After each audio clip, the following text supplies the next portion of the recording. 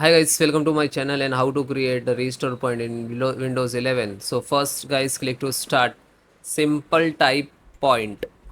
It's very simple. Okay, restore point. Create restore point and then open it.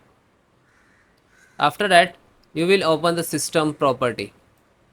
Okay, so you have to click on create.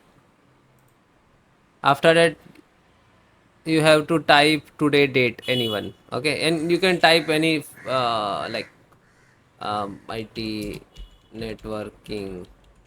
Okay, and then click to OK. Now it's, you can see it's creating restore point. Then I will show you it's showing or not. Okay,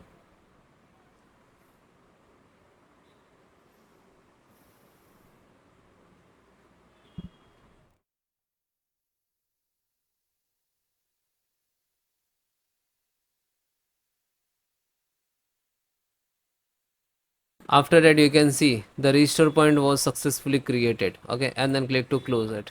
After that, if you want to see it's created restore point, so then click to system restore. Okay, then click to next, and you have to click show more all restore point. So you can see restore point it's created manually. Okay, so this is manually, and today's date coming also. Yeah, and then you have to, when click to restore, you will, it will come it. Okay, thank you.